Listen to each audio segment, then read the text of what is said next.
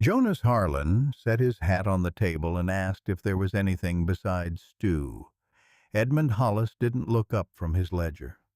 The only sound in the room, the scratch of his pencil and the clatter of someone's spoon. "There's cornbread if you want it. Woman in back made too much." He said it the way a man mentions leftover firewood. Lucy brought it out herself, plate in one hand, eyes somewhere past his shoulder. She set it down and turned to go. "Hold on," Jonas said. He broke off a piece and ate it standing there, in front of the whole dinner crowd, because he hadn't thought to sit first. "That's the best cornbread I've ever had." Lucy stopped. Something crossed her face that wasn't quite gratitude. "Glad it suits you." She went back to the kitchen like the compliment weighed something she didn't want to carry. Jonas watched her go. Around him, the dinner crowd kept eating, rail men in off the new grading work, a drummer with a case of tin samples, two ranch wives in for supplies. None of them looked up. Whatever had just happened, it had happened only to him. He thought about it on the ride home, the way a man turns over a stone he doesn't understand the shape of. Jonas was 26, and the Harlan Ranch was his, left to him 3 years back. A fair-sized spread for the area, not the largest in the county, but close enough to it, with a handful of hands and more cattle each season than the one before. The town had grown up around him without his much noticing. A second street now. Talk of a rail spur, and he'd grown with it in the dull, steady way of a man who puts his attention into fence line and forgets to ask what else there might be to want. He'd been engaged once, 4 years before, to a woman who packed her things and went home to her mother without telling him why. Since then, he had not gone looking for reasons to feel the lack of anything. Lucy had grown up at the county orphanage 2 towns over and stayed on past the age she needed to, because the cooking there needed doing and she was good at it. She came into town on her own 2 feet when it started needing more hands than it had, found work at the boarding house and had kept it since. People mostly looked past her, plain-faced, quick about her business, nothing in her manner that invited a second look.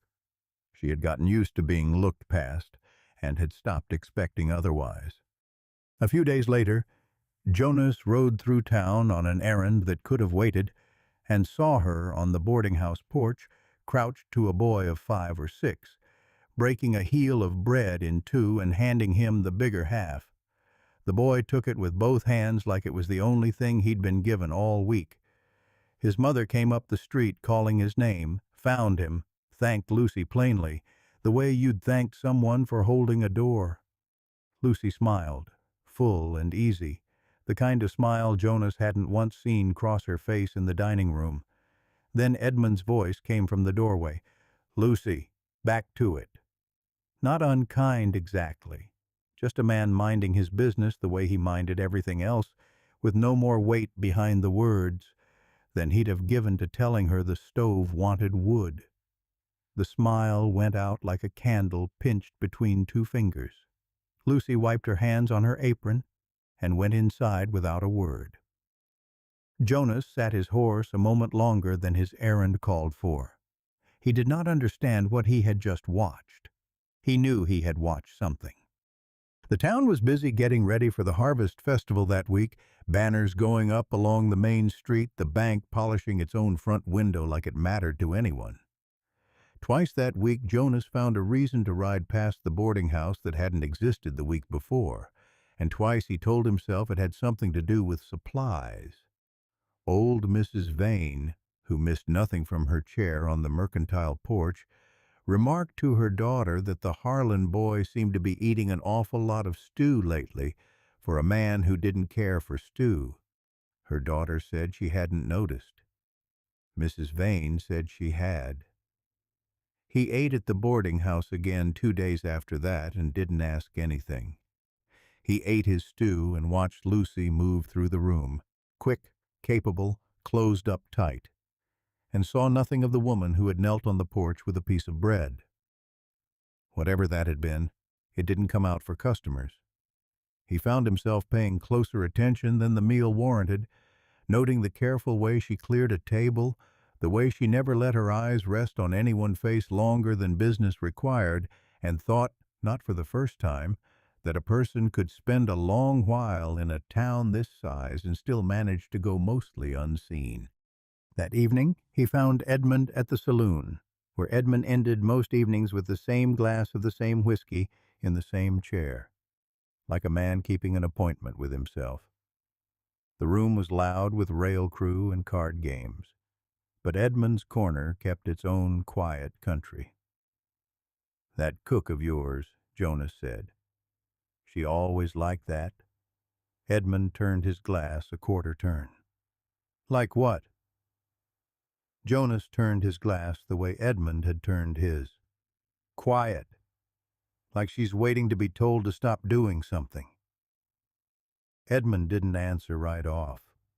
He took his time with the whiskey, the way he took his time with most things that mattered. "She's an orphan. Never had much cause to trust grown folks." He drank. "Hardest worker I've got. She close herself off like that with everybody?" "Around grown people mostly." He set the glass down. "Children she goes soft for. Rest of us, she keeps her distance." The saloon went on around them, loud in the way Thursdays always were, and for a while neither man said anything more. Jonas turned that over. "Why?" Edmund gave him the kind of shrug that wasn't really an answer. "Festival's next week. I'm running the food again." He looked at Jonas sideways. "There'll be more cornbread than you can eat." Jonas looked at him. Edmund said it like a man who meant nothing more by it, and went back to his whiskey. The festival filled the square with bunting strung between the feed store and the bank, fiddle music, and townsfolk turned out in clothes Jonas hadn't seen them wear since Christmas. Lanterns hung from the porch posts, though the sun hadn't gone down yet, ready for when it did. Edmund had tables set end to end along the boardwalk, loaded with food enough for twice the town. Lucy worked them in her boarding house apron, hair coming loose at her collar, sweat at her temple, while around her people danced and laughed in their good boots. Nobody thought to ask if she wanted to. Jonas watched her a while from the edge of the crowd before he crossed over. "Dance with me." Lucy looked at him like he'd asked her to fly. She looked past him to Edmund, who was watching from the drink table with his arms crossed. Edmund gave one nod, small enough that most wouldn't have caught it. She untied her apron and laid it over the table. She was stiff at first, counting her steps, watching her own feet instead of him. Then the fiddle changed tunes, and she wasn't any more.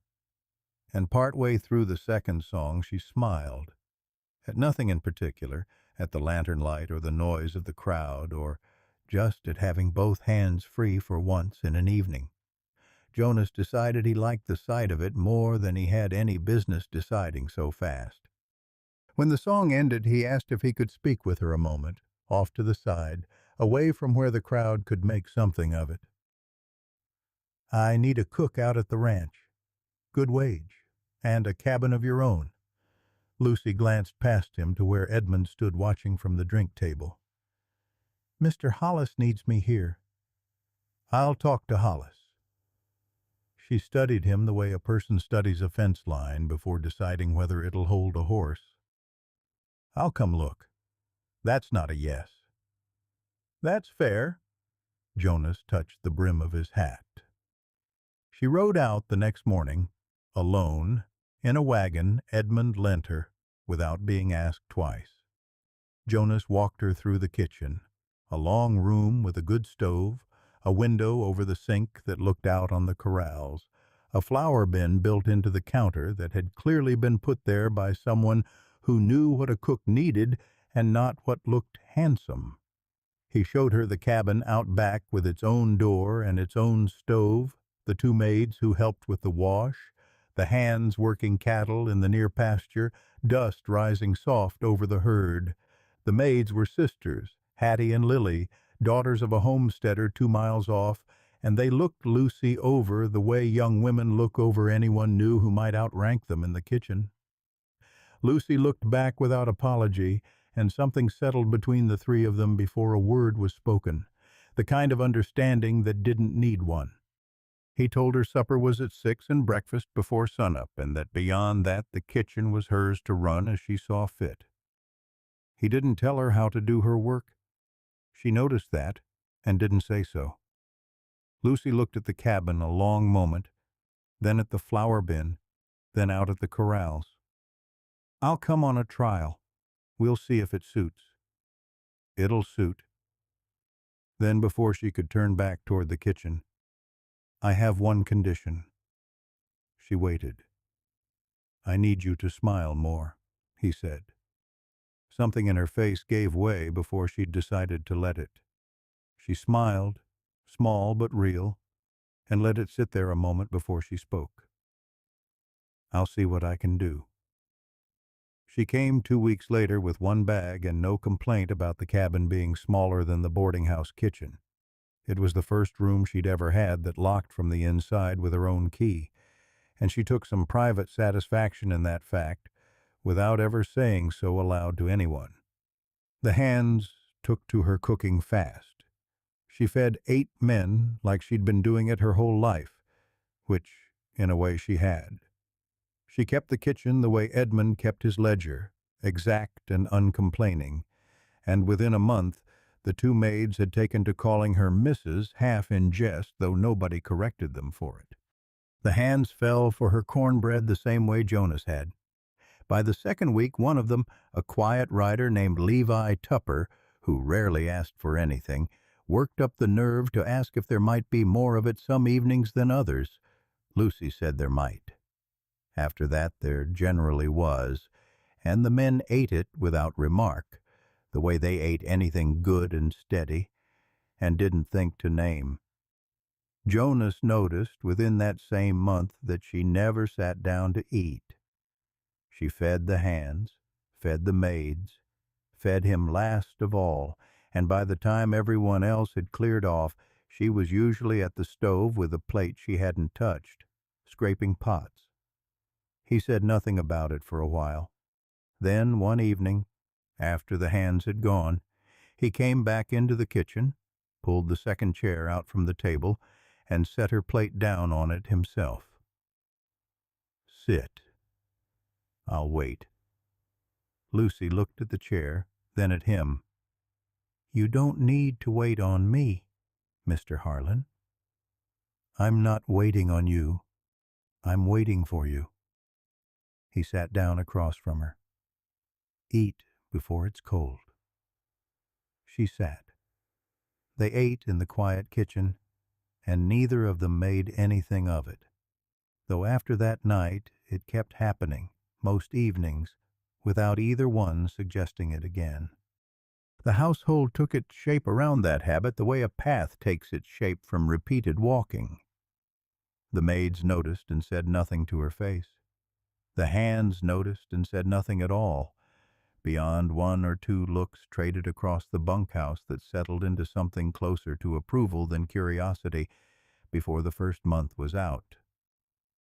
Jonas kept the ranch running the way he always had, fences mended, cattle moved, accounts squared on schedule, and underneath all of it, the days had started arranging themselves around an hour in the evening that hadn't existed in his life before her. And he noticed that without remarking on it any more than he remarked on weather. By the second month, he'd learned she took her coffee black and her eggs not at all, and that she hummed when she thought the kitchen was empty and stopped the moment she heard a boot on the step. He never let on that he knew either thing. He just stopped wearing his boots quite so loud coming up from the barn. That same month, the wind off the north pasture found a gap under her cabin door that no amount of rags stuffed along the sill would settle. She mentioned it to no one. One afternoon, while she was in town at market, Jonas took the door off its hinges, planed the bottom edge down true, and hung it back before supper. He didn't tell her. She noticed that night, when the door swung shut quiet, and even for the first time since she'd moved in, and said nothing about it either, only swept up the curl of wood shavings still on the floor and put another log on her stove with something close to a smile. In the spring, a heifer died calving and left a wet, shaking calf nobody had time to nurse by hand. Jonas brought it up to the kitchen porch in a feed sack because it was the warmest building on the place, expecting Lucy to object to the mess of it. She didn't. She warmed milk on the stove and fed it from a bottle made of a flask and a glove finger, sitting on the porch boards in her nightclothes at 2 in the morning with the calf's head in her lap, talking to it low and steady, the same way she talked to small boys with bread. Jonas found her there near dawn, the calf finally asleep against her knee. He didn't say anything about the hour or the cold or the state of her nightclothes. He brought out a blanket, put it over her shoulders, and sat down on the step below her, and they stayed like that until there was enough light to see their own breath. The calf lived. The hands named her Cornbread before anyone thought to stop them, and the name stuck for the rest of the cow's long life, repeated so often around the place that after a while nobody but Jonas and Lucy remembered why it had started, and neither of them ever explained it to anyone who asked. Come summer, Jonas noticed she slowed her step every time she crossed the near pasture, where a stand of black-eyed Susans grew up wild along the fence line, and noticed, too, that none ever showed up cut and sitting in a jar anywhere in the kitchen, which struck him as a strange kind of leaving alone for a woman who clearly liked the look of them. He didn't ask. He started bringing in a handful himself when his work carried him past that fence, setting them in a jar on the window-sill over the sink without comment, and said nothing when they wilted and nothing when he replaced them. Lucy never mentioned it either. By August she had started keeping the jar filled herself on the mornings he didn't get to it, which was its own kind of answer, given without a word changing hands. One evening not long after, mending a tear in an apron by the kitchen lamp, Lucy mentioned, without being asked, that the orphanage had kept a garden out back, and that she'd learned most of what she knew of cooking from making do with whatever that ground gave up each season. She didn't say more than that.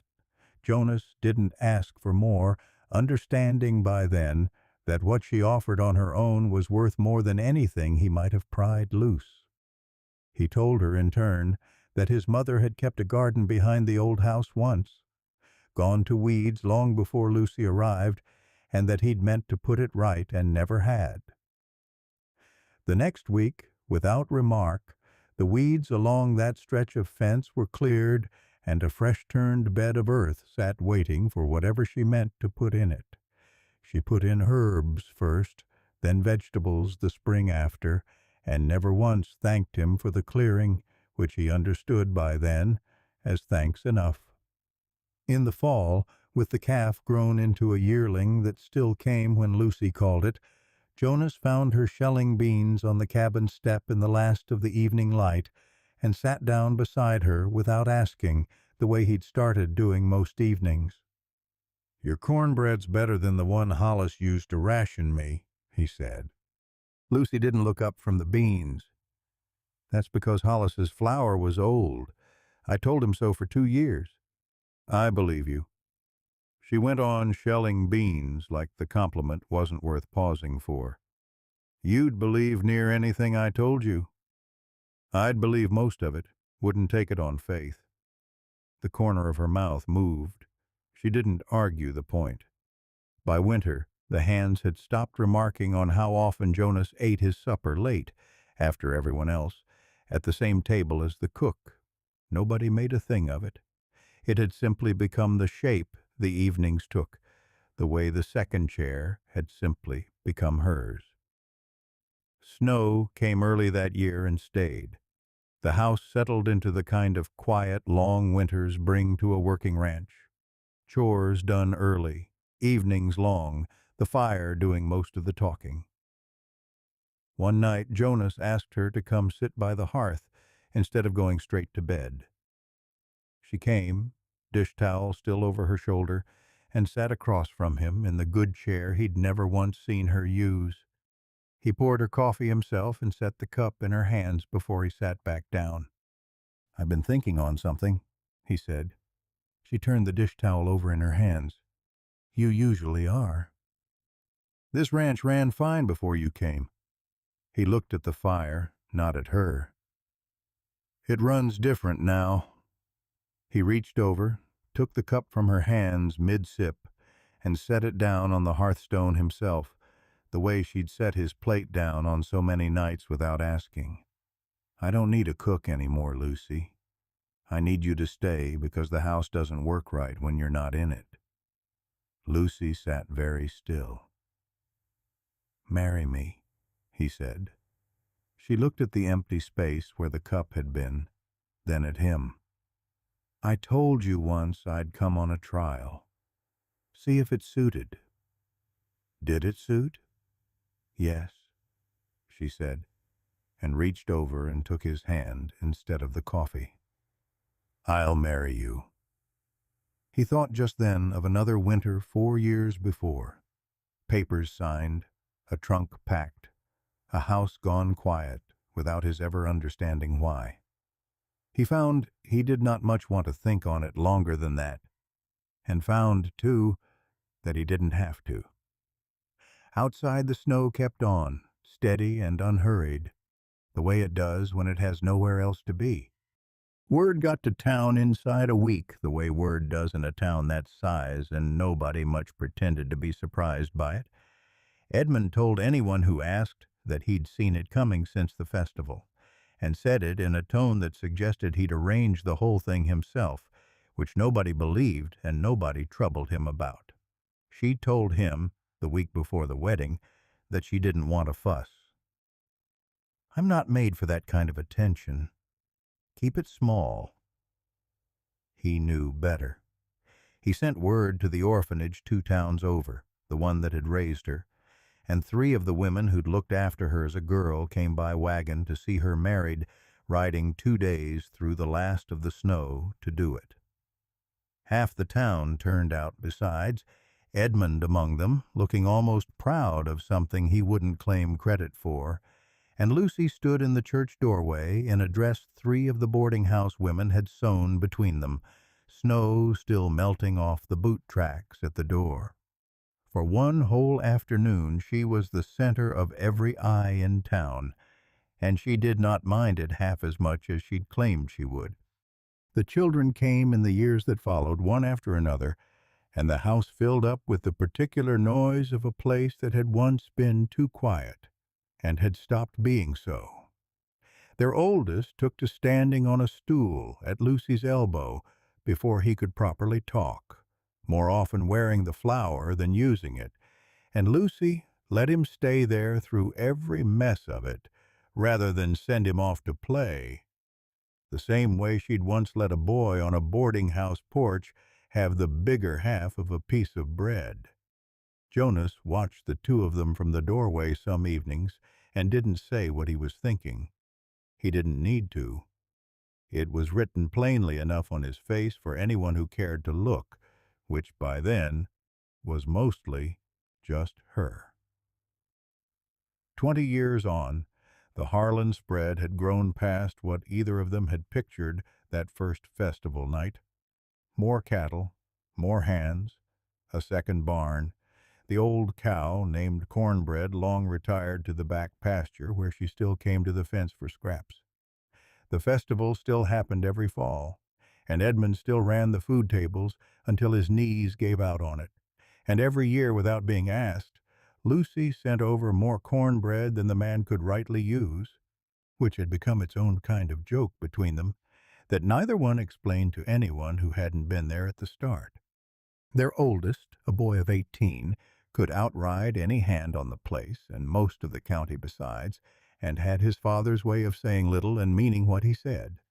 The second boy, 14, had a gift with horses nobody had taught him and nobody could explain, and spent more hours in the barn than the house, same as his father once had, before there was a reason to come in earlier.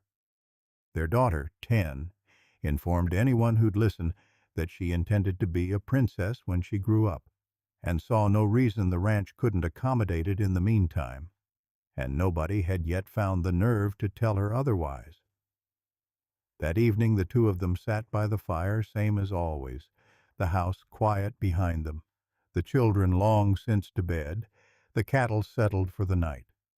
Through the window the herb bed Lucy had put in years back sat dead with frost, waiting under its first dusting of snow for spring to ask anything of it again. Lucy leaned her head toward his shoulder. "I never told you." He looked at her. "Told me what?" She watched the fire instead of him. "The day we met." "What about it?" The fire popped once in the grate before she answered. "That cornbread wasn't meant for customers. That was my supper." She let it sit there a moment. "I went to bed hungry that night." "You should have told me," Jonas said. "I'd have eaten the stew." "Going hungry was worth it," she smiled. "That was the best cornbread I ever made."